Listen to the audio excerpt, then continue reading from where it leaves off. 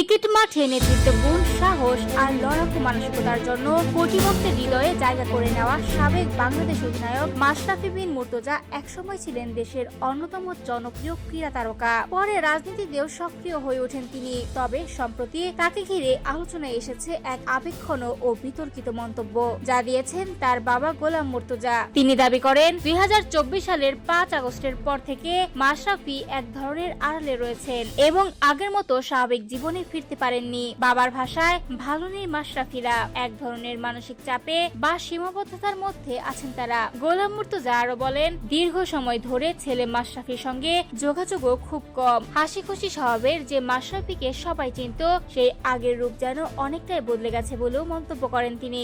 সবচেয়ে আলোচিত অংশ হিসেবে তিনি জানান, মাশরাফি নাকি আবেগপ্রবণ হয়ে একবার বলেছেন, আমি মারা গেলে আমার লাশটা নড়াইলে নিও না। এই বক্তব্যটি নিয়েই সামাজিক যোগাযোগ মাধ্যমে ব্যাপক আলোচনা শুরু হয়েছে। এছাড়া পরিবারের আর্থিক অবস্থার প্রসঙ্গে তিনি বলেন, তাদের জীবন খুবই সাধারণ ভাবে চলে, কোনো বড় ধরনের নগদ অর্থ বা বিলাসী জীবন নেই। নিজেদের জমি জমা ও খামারের আয় দিয়েই সংসার চালাতে হয় বলে দাবি করেন তিনি। গোলাম মুর্তজার ভাষ্য অনুযায়ী তারা কখনোই কোনো অনৈতিক বা বিতর্কিত কার্যক্রমের সঙ্গে জড়িত ছিলেন না এবং স্বচ্ছ জীবনযাপনই তাদের মূলনীতি। তবে এসব বক্তব্যের সততা নিয়ে এখনো স্বাধীনভাবে কোনো নিশ্চিত তথ্য পাওয়া যায়নি। বিষয়টি নিয়ে সামাজিক মাধ্যমে আলোচনা চললেও মাশরাফি বিন মুর্তজা বা সংশ্লিষ্ট পক্ষ থেকে আনুষ্ঠানিক কোনো প্রতিক্রিয়া পাওয়া যায়নি।